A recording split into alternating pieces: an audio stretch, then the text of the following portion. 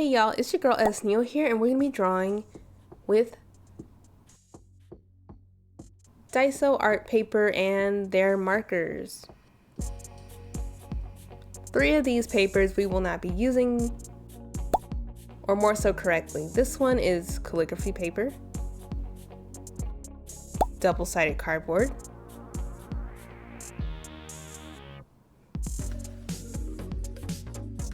is mixed media or watercolor paper, so we will be testing it out for watercolor next time.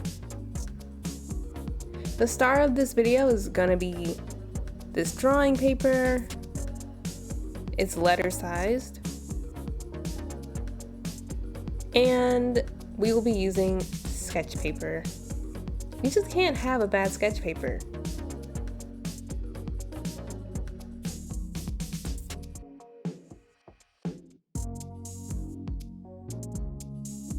We're going to be using the Daiso markers. They are known as Fluency.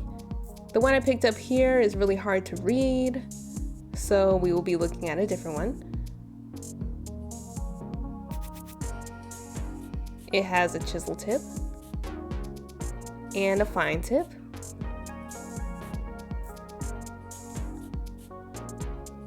Now these are a very limited color palette, like they only come in packs of 2, but these are Ross markers, and they are the exact same markers as the Fluency markers, so I will be using them in this video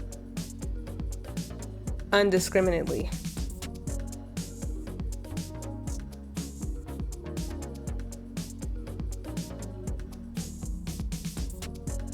We're also going to be testing out our handy dandy drawing utensils and just see how best they react with the markers. Now, when I'm drawing, as you know, I don't actually test out what my drawing is going to look like. I don't warm up per se. This was my warm up for the day, and I felt like it was pretty extensive. The sketch probably took me about 30 to 40 minutes. It's sped up for you here, but yeah, that didn't take 5 minutes, okay? But anyway, we also have this pen drawing. I kind of gave up on this one. I kind of like the fashion of her clothes, but nothing else more than this. But the whole purpose of this is to see how these markers do with pen and with color and with graphite. Now the paper is very smooth. It's very nice to sketch on. It's not slippery or too shiny or something, so it was pretty much perfect sketching material.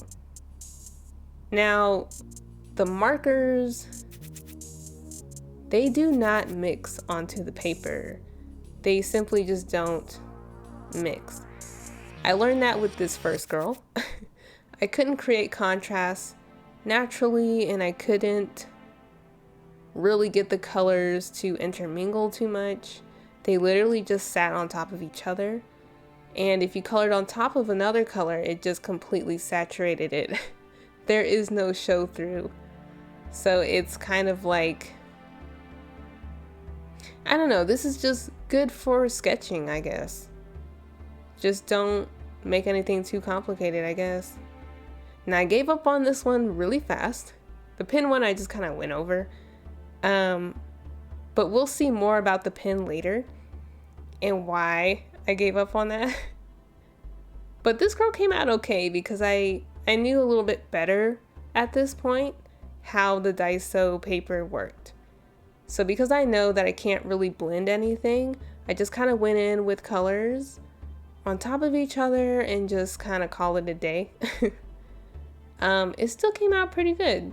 This one came out the cutest, but you know, you win some, you lose some. Now the color pencil, mechanical pencil, it's a I don't know, I guess it's a mechanical pencil with colored lead. It's from the dollar store, so I thought it was pretty appropriate since Daiso is kind of like an Asian dollar store. But yeah.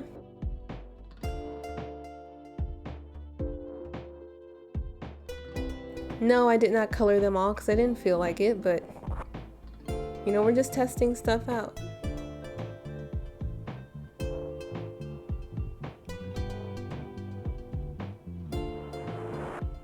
Alright, so here we're going to be using the cardboard paper as a backing for the drawing paper. This is, I guess, supposed to be like professional drawing paper in a sense. Like it's supposed to be sturdier, which it is, and it's whiter than the sketch paper so you can see your colors better.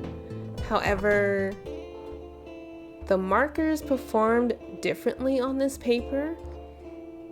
They bloomed a lot. Now I didn't really see that happening much with the clothes or the skin of this girl, but with the hair and the shorts and her eyes, oh my gosh, her eyes bloomed so much I had to like improvise and create sunglasses. And I had to whip out a colorless blender to kind of create the effect of sunglasses, but it just didn't really work out. And I tried to create some contrast with the pen on top, but I don't know how much I like that. But anyway, this was me testing the pen once again, and we're gonna get into details about why I gave up on the other one on the sketch paper. It just seems like these markers, they just bloom tremendously. As you can see with this cherry, like it's just growing around the outline that I drew. And it was really hard to create contrast even if you blended complementary colors to create a gray because I didn't have one. But look at that.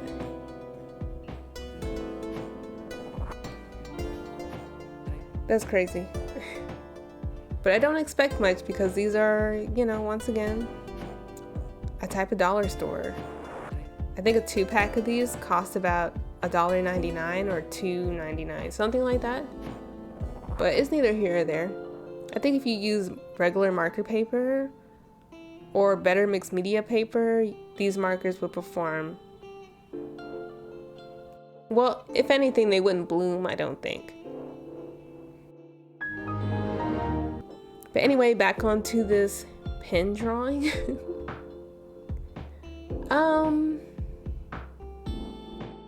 So the pen, I don't know if it's actually the pen or the markers, but the way that these markers mixed with the pen, it did more than just smudge them.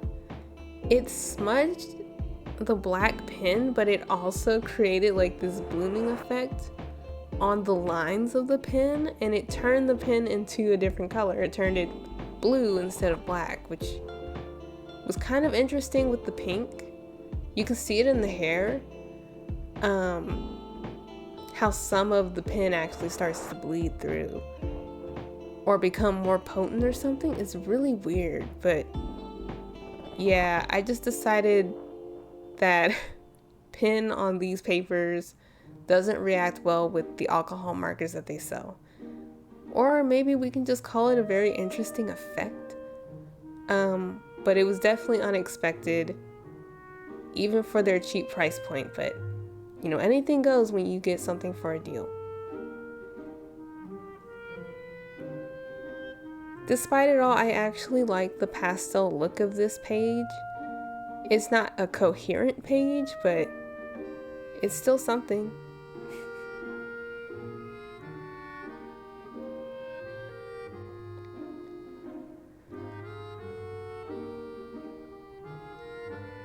And there you have it.